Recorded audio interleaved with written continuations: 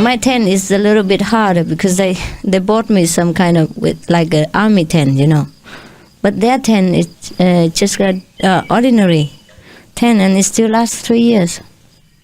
So what they do is, they can go and pick up those wooden block that people throw away after they use it for goods. Yeah, sometimes they throw away, and you nail it off the ground.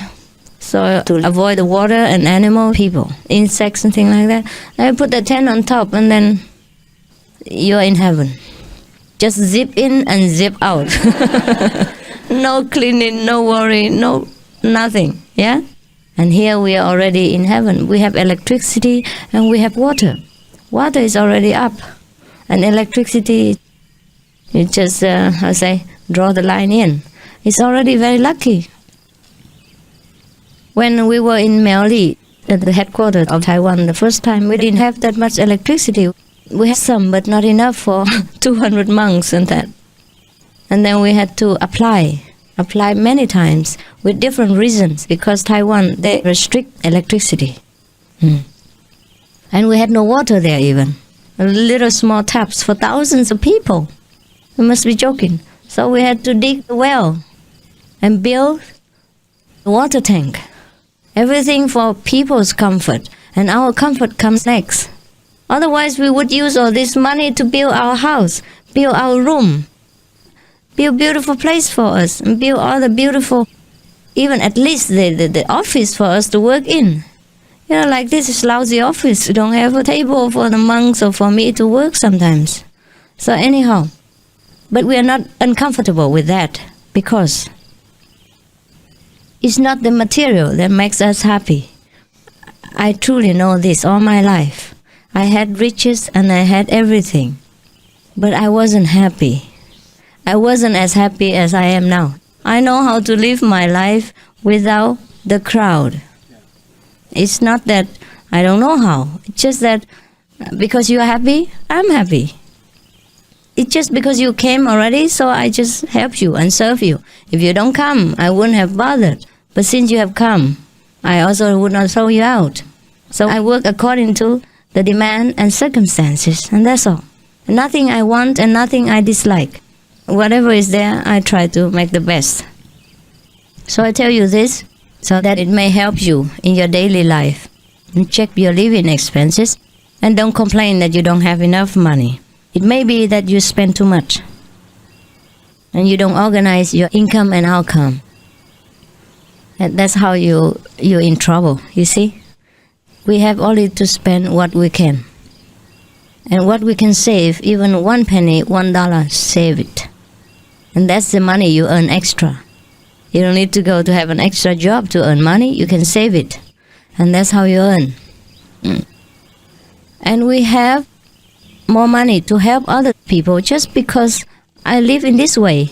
I work in this way, and I understand. I control the financial situation and don't let the finance control me. That is the secret. I'm not extravagant. I will not waste or spend money when not necessary. I'm still the way I was. And the other day I'm still going around the house and thinking how to make more toilets out of that one and do it ourselves. Because it's fun to do it yourself. Also, the money you save, you can help the more needy people.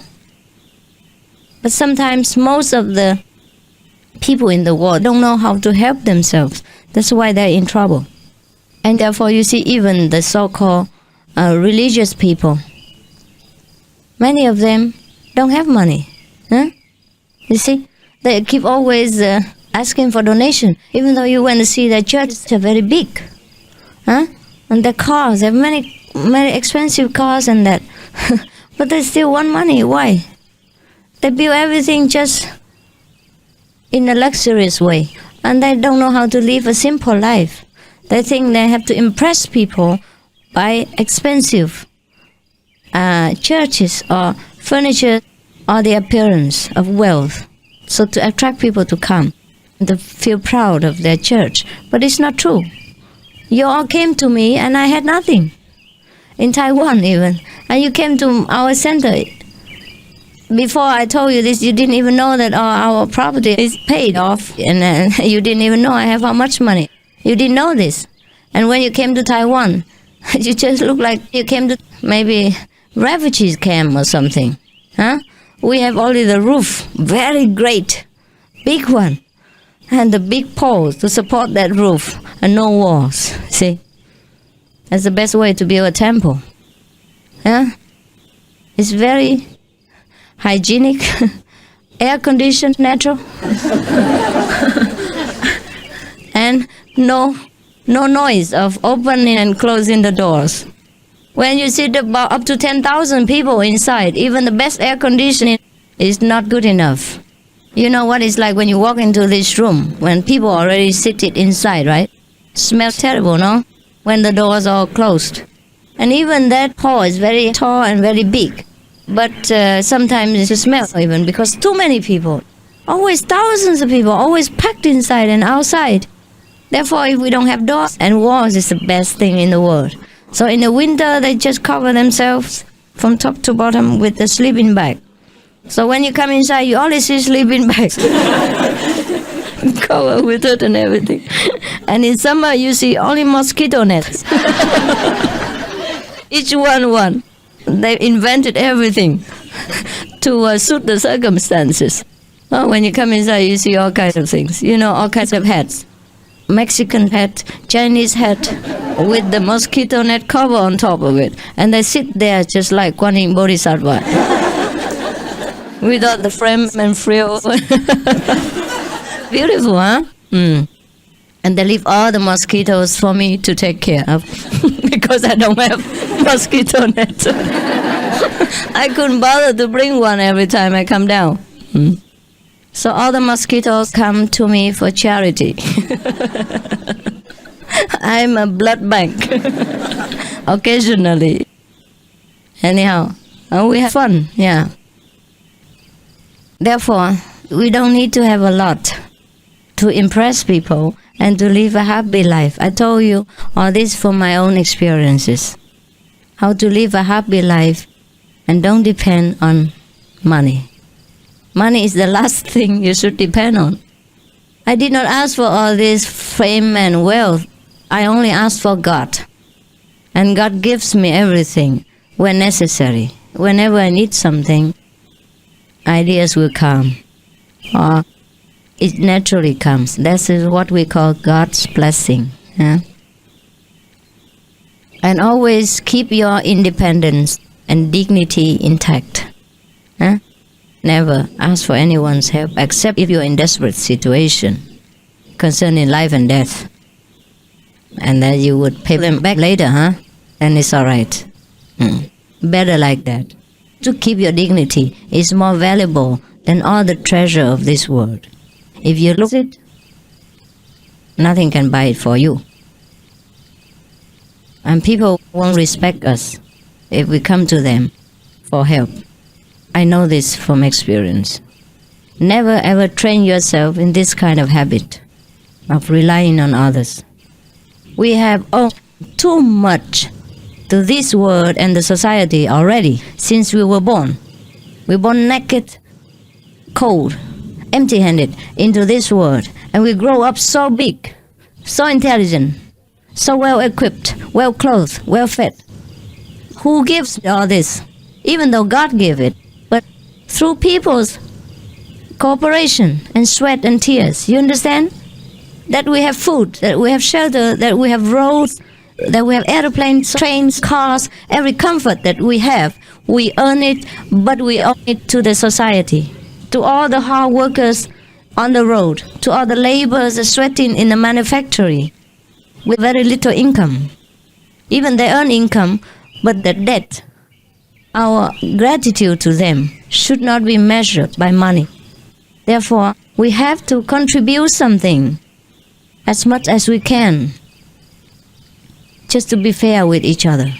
If everyone just sits there and doesn't work and rely on others for alms and for charity, what do you think the society will become?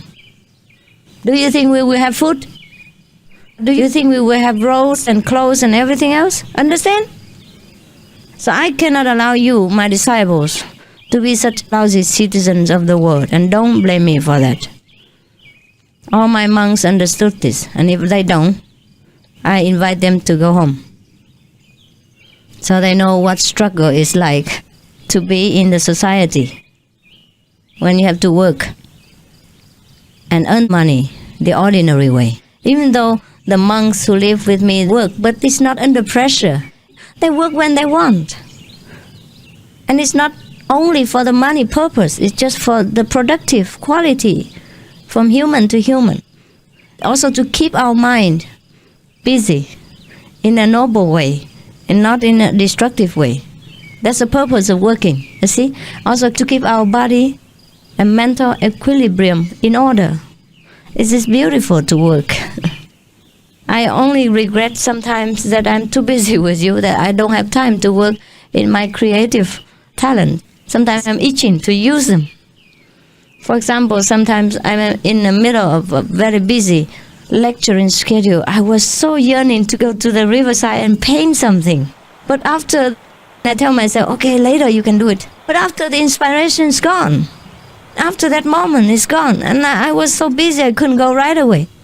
Or sometimes I want to write a poem, for example. And then after the busy thing's gone, my inspiration is also gone. Or sometimes I want to create something, do some new handicraft or some artwork. And then I was too busy and with headaches and all that, many things. And then after I had free time, I forgot about it. And I have no inspiration, no desire to do that again. So I'm regretful that I could not sometimes work. Not regret that I have to work. To work for you like this is also a work, no doubt. But I think God gifted me with a lot of talent after I got some kind of enlightenment. So I think I want to put them all into use. Not just do one kind of work, like mental work, lecturing every day. Scolding people like that. It's not ladylike. That's why most of the masters in the world are men. Because when a man scolds people, they don't think anything. But when a woman scolds people, they say, oh, it's not very ladylike. And then people don't love you anymore. They think you're not feminine. But I am very feminine. Because I'm feminine, therefore I can scold.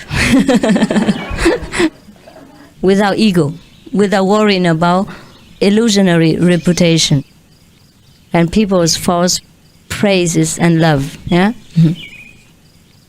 Anyway, I think the purpose is just to try to understand what you need. Therefore, if you buy so many furniture for me, don't get hurt if I don't accept it. If I need them, I would have bought them. It's okay, you buy me one. All right, I accept it. All right, but not the whole set of Hyatt Regency Hotel's suite. No need for that. I need only one seat at a time. And other people, we have already seats. And if you want to provide 100 seats for people, then you have to provide a room as well to put them in. Here we throw people out even for the disciples, throw monks and masters out in the forest so that we have room for disciples. How would we invite this furniture in? Here the disciples are more important than the master even, never mind the furniture. Is that right? Yeah, I moved into the forest, not because I love it so much that just a short time here I could not bear to live in a room, but because it's more convenient there, When I live in there, if you make noise here, I don't hear. So I moved in there so you're more free, yeah?